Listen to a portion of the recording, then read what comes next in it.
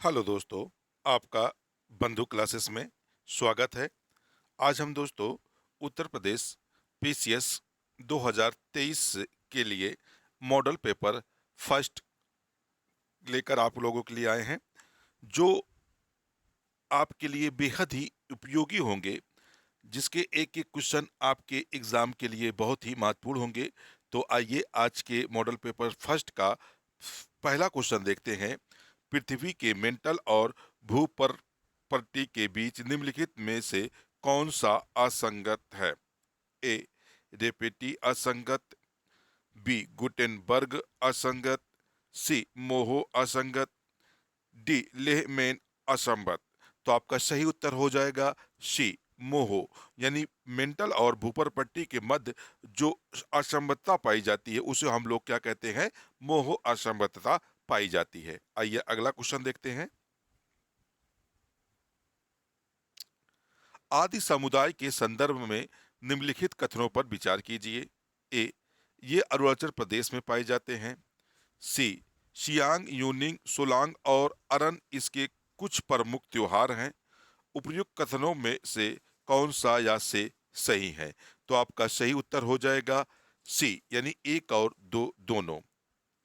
यानी जो आदि समुदाय है यह भारत के अरुणाचल प्रदेश में पाए जाते हैं, जैसे सियांग, यूनिंग, सोलांग और अरन।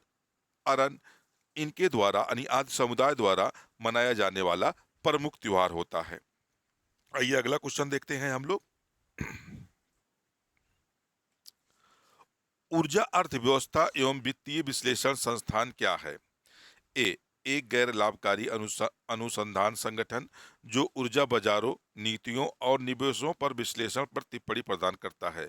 बी संयुक्त राज्य अमेरिका में ऊर्जा क्षेत्र को विनियमित करने हेतु उत्तरदायी एक सरकारी एजेंसी। सी एक निजी कंपनी जो ऊर्जा व्यापार और निवेश में कुशल कुशल है। डी एक विधि समूह जो नवीनीकरणीय ऊर्जा स्रोतों के उपयोग को बढ़ावा देता है। तो आपका सही उत्तर हो जाएगा सी, यानी जो ऊर्जा अर्थव्यवस्था और वित्तीय विश्लेषण एक संस्थान है, यह जो है एक निजी कंपनी है जो ऊर्जा व्यापार और निवेश में कुशलता प्राप्त है जिसे। आइए अगला क्वेश्चन देखते हैं। भारत में इंटरनेट स्टार्ट अप के संबंध में निम्नलिखित कथनों पर विचार कीजिए। नंबर एक कथन है आपके सामने, केंद्रीय और राज्य दोनों सरकारें भारतीय टेलीग्राफ अधिनियम के तहत इंटरनेट शट डाउन का आदेश देने के लिए अधिकृत हैं।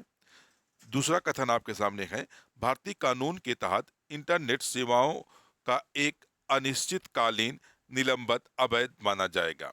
उपयुक्त कथनों में से कौन सा या से सही कथन है? आपके सामने विकल्प है, केवल एक सही है। बी विकल्प है, केवल दो सही है। सी विकल्प है कि एक और दो दोनों सही है। डी विकल्प है ना तो एक और ना ही दो। तो आपका सही उत्तर हो जाएगा सी, यानी एक और दो दोनों सही है। जो भारत में इंटरनेट स्टार्ट अप के संबंध है या केंद्रीय और राज्य सरकारें इसके लिए आदेश जारी करने के लिए अधिकृत होती हैं।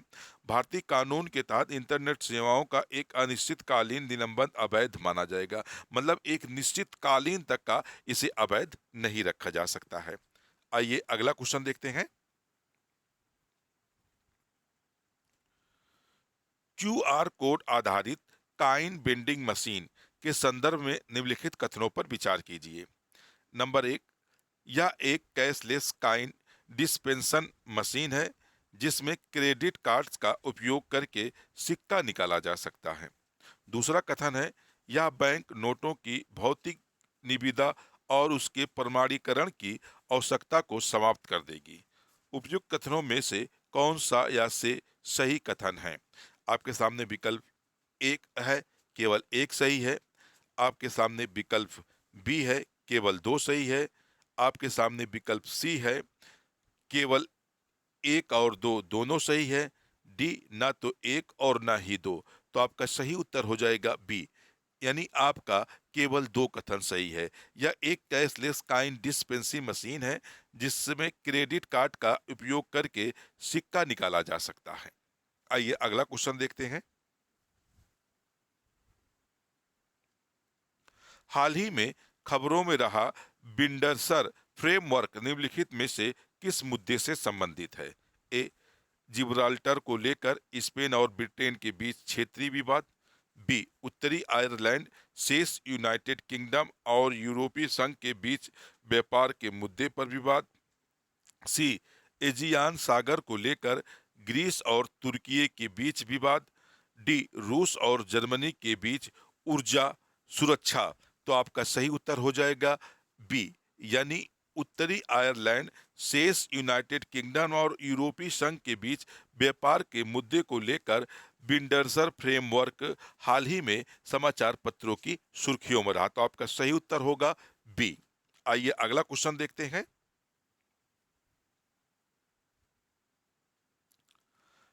भारतीय कृषि अनुसंधान परिषद के संदर्भ में निम्नलिखित कथनों पर विचार कीजिए। नंबर एक कथन है, इसे सोसाइटी पंजीकरण अधिनियम 1860 के तहत स्थापित किया गया था। दो, यह कृषि अनुसंधान और शिक्षा विभाग के तहत एक स्वायत्त संगठन है। सी, यानी तीसरा कथन है, इसका मुख्यालय नई दिल्ली में है। निम्नलिखित कथनों में से कौन सा या से सही कथन है?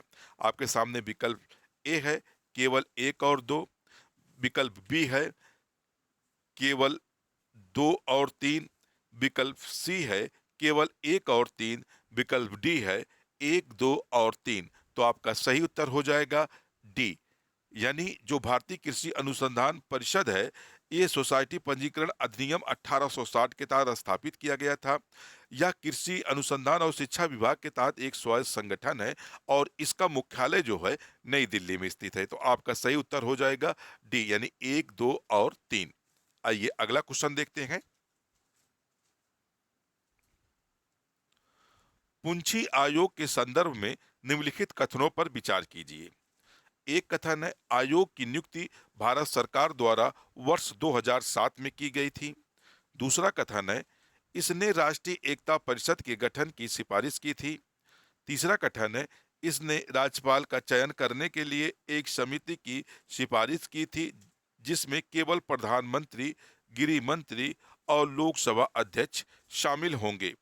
तो आपके उपयुक्त कथनों में से कौन से कथन सही हैं? आपके सामने विकल्प ए है केवल एक और तीन, बी है केवल एक और दो, सी है केवल दो और तीन, डी है एक और दो और तीन। तो आपका सही उत्तर हो जाएगा बी, यानी एक और दो। इस कथन में क्वेश्चन सही है, यानी आयोग की नियुक्ति भारत सरकार द्वारा वर्ष 2007 में की गई थी। यह राष्ट्रीय एकता परिषद के गठन की सिफारिश की थी, यानी पुंछी आयोग ने राष्ट्रीय एकता परिषद के गठन की सिफारिश की थी। यानी जो इस राज्यपाल के चयन में, यानी पुंछी आयोग ने जो मतलब वो सिफारिश की थी, उसमें प्रधानमंत्री, गृह मंत्री, लोकसभा अध्यक्ष और विपक्ष के नेता की भी सिफारिश की गई थी। इसलिए ये कथन नंबर 3 आपका रॉन्ग है और आपका सही उत्तर हो जाएगा बी, एक और दो सही है। आइए अगला क्वेश्चन देखते हैं। प्रोटॉन बीम थेरेपी के संदर्भ में निम्नलिखित कथनों पर विचार कीजिए। कुछ यानी पहला कथन है, यह एक प्रकार का कैंसर उपचार है जो कैंसर कोशिकाओं को नष्ट करने के लिए उच्च ऊर्जा प्रोटॉन के बीम का उपयोग करता है। दूसरा कथन है, पारंपरिक विकिरण चिकित्सा के विपरीत प्रोटॉन थेरेपी ट्यूमर के आसपास के स्वरूप ऊतकों को नुकसान नहीं पहुंचाती है। उपयुक्त कथनों में से कौन से या से कथन सही हैं? आपके सामने विकल्प ए है केवल एक, बी है केवल दो, सी है एक और दो दोनों, डी है ना तो एक और ना ही दो। तो आपका सही उत्तर हो जाएगा सी, यानी एक और दो दोनों कथन सही हैं। यानी जो प्रोटॉन बीम थेरेपी है या कैंसर के उपचार में प्रयोग किया जाता है, कैंसर की कोशिकाओं को नष्ट करने के लिए यह उच्च प्रोटीन बीम का उपयोग करता है और यह थेरेपी ट्यूमर के आसपास स्वास्थ्य ऊतकों को नुकसान नहीं पहुंचाती है। आइए अगला क्वेश्चन देखते हैं।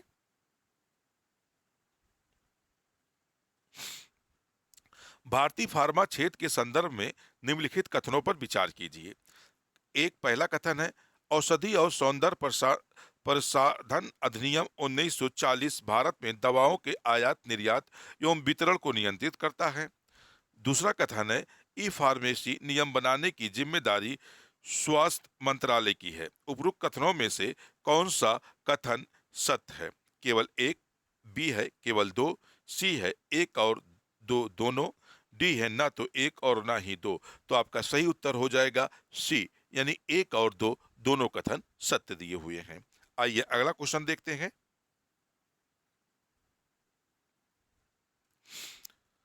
विदेशी अंशदान विनियमन अधिनियम एफसीएआर 1976 के संदर्भ में निम्नलिखित कथनों पर विचार कीजिए। पहला कथन है, एफसीआरए के तहत विदेशी दान प्राप्त करने की मांग करने वाले एक एनजीओ को सार्वजनिक क्षेत्र के बैंक में बैंक खाता खोलना होगा।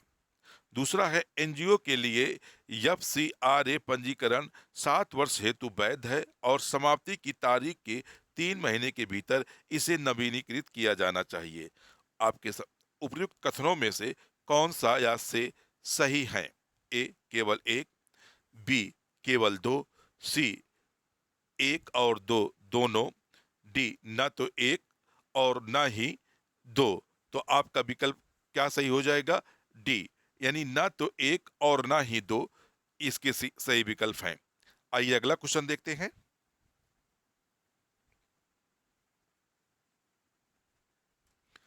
निम्नलिखित कथनों पर विचार कीजिए। एक, भारत निर्वाचन आयोग 6 सदस्यीय निकाय है। दो, चुनाव आयोग मान्यता प्राप्त राजनीतिक दलों के विभाजन विलय से संबंधित विवादों का समाधान करता है।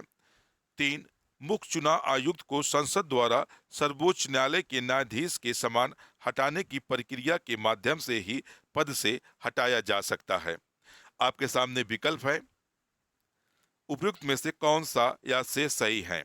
ए केवल एक और दो, बी केवल दो, सी केवल दो और तीन, डी एक दो और तीन। तो आपका सही उत्तर हो जाएगा सी, यानी एक दो और तीन। यानी भारत का जो निर्वाचन आयोग है वह 6 सदस्यीय ना होकर 3 सदस्यीय है। यानी इसमें थोड़ा सा मिस्टेक कर दिया है, इसने 6 सदस्यीय कहा है, जबकि भारत का निर्वाचन आयोग 3 सदस्यीय, जिसमें से एक मुख्य निर्वाचन आयुक्त और 2 सहायक निर्वाचन आयुक्त होते हैं। तो बाकी 2 और 3 कथन सत्य दिए हुए हैं। तो आपका सही उत्तर हो जाएगा सी। आइए अगला क्वेश्चन देखते हैं। डेंगू के संदर्भ में निम्नलिखित कथनों पर विचार कीजिए। पहला क्वेश्चन है, डेंगू एक मच्छर जनित उष्णकटिबंधीय रोग है जो वायरस के कारण होता है। दूसरा कथन है, यह रोग मुख्य रूप से एंडीज इजिप्टी मच्छर द्वारा फैलता है। तीसरा कथन है, एंडीज इजिप्टी मच्छर चिकनगुनिया और जीका वायरस भी प्रसारित कर सकता है।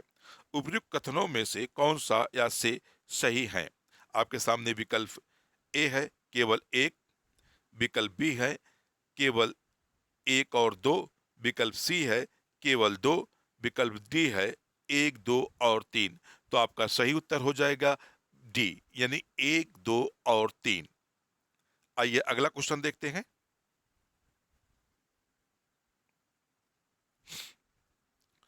विश्व वन्य जीव दिवस के संदर्भ में निम्नलिखित कथनों पर विचार कीजिए। पहला कथन है, यह हर साल 3 मार्च को मनाया जाता है। दूसरा विकल्प है, इस वर्ष की थीम वन जीव संरक्षण के लिए साझेदारी है। उपयुक्त में से कौन सा या शेष कथन सही है? ए केवल एक और दो, बी केवल एक, सी केवल दो, डी ना तो एक और ना ही दो। तो आपका सही उत्तर हो जाएगा डी, इसमें कोई भी कथन सही नहीं दिया हुआ है, यानी ना तो एक और ना ही दो। आइए अगला क्वेश्चन देखते हैं।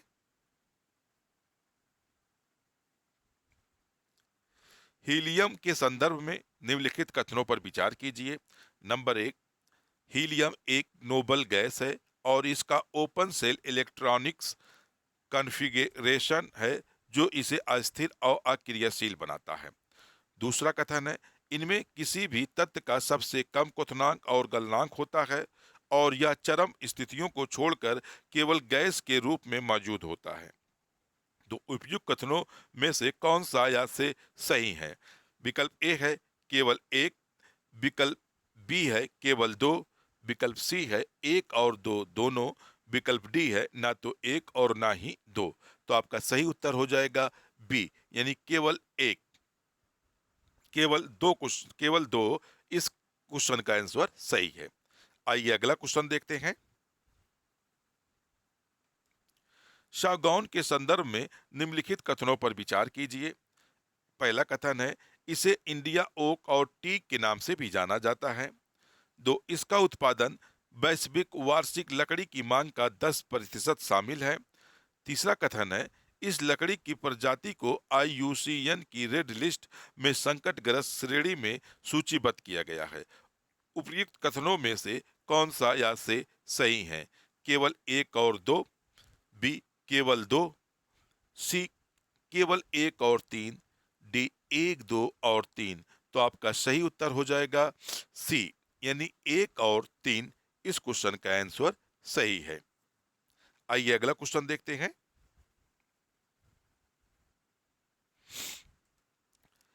इंडियन ओशन रिम एसोसिएशन यूरो के संदर्भ में निम्नलिखित कथनों पर विचार करें। एक, इसका उद्देश्य सहमति आधारित विकासवादी और बिना हस्तक्षेप के मध्य से निर्माण और विस्तार करना है। दूसरा, वर्ष 2023 तक इसके 23 सदस्य राज्य हैं। तीसरा कथन है, इसका सचिवालय मॉरिशस में स्थित है। उपयुक्त कथनों में से कौन से सही हैं? केवल एक और दो, बी केवल एक और तीन, सी केवल दो और तीन, डी एक दो और तीन। तो आपका सही उत्तर हो जाएगा डी, यानी एक दो और तीन। आइए अगला क्वेश्चन देखते हैं। अकादमिक स्वतंत्रता सूचकांक रिपोर्ट की गणना करने के लिए निम्नलिखित में से कौन से संकेतक उपयोग किए जाते हैं? एक, अनुसंधान और शिक्षण की स्वतंत्रता। दूसरा, शैक्षणिक आदान प्रदान और प्रसार की स्वतंत्रता। तीसरा है विश्वविद्यालयों की संस्थागत स्वायत्तता की स्वतंत्रता। नीचे दिए गए कूट का प्रयोग कर सही उत्तर चुनिए। ए केवल एक और दो, बी केवल दो और तीन, सी एक दो और तीन, डी केवल एक। तो आपका सही उत्तर हो जाएगा डी, यानी केवल एक, यानी अनुसंधान और शिक्षण की स्वतंत्रता होती है। आइए अगला क्वेश्चन देखते हैं। Woman business and the law 2023 report निम्नलिखित में से किसके द्वारा जारी की गई? ए विश्व बैंक, बी UNDP, सी ब्रिक्स, डी विश्व आर्थिक मंच। तो आपका सही उत्तर हो जाएगा ए, यानी विश्व बैंक द्वारा woman business and the law 2023 नामक रिपोर्ट जारी की गई। आइए अगला क्वेश्चन देखते हैं। हाल ही में भारत ने एशिया ऊर्जा संक्रमण पहल के साथ सहयोग किया है। निम्नलिखित में से किस देश ने यह पहल की है? ए चीन, बी अमेरिका, सी जर्मन, डी जापान। तो आपका सही उत्तर हो जाएगा डी, यानी जापान। जापान द्वारा एशिया ऊर्जा संक्रमण पहल की शुरुआत की गई है। आइए अगला क्वेश्चन देखते हैं। सी हार्स के संदर्भ में निम्नलिखित कथनों पर विचार कीजिए। ए उन्हें जीनस हिप्पोकैपस में मछली के रूप में वर्गीकृत किया गया है। दूसरा, भारत में वे मुख्य रूप से अंडमान निकोबार द्वीप समूह में पाए जाते हैं। तीसरा, उनका एक अलग प्रजनन व्यवहार होता है जिनमें नर बच्चे को जन्म देता है। उपयुक्त कथनों में से कौन से सही हैं? ए केवल एक और दो, बी केवल दो और तीन, सी केवल एक और तीन, डी एक दो और तीन। तो आपका सही उत्तर हो जाएगा सी एक और तीन, यानी आइए अगला क्वेश्चन देखते हैं।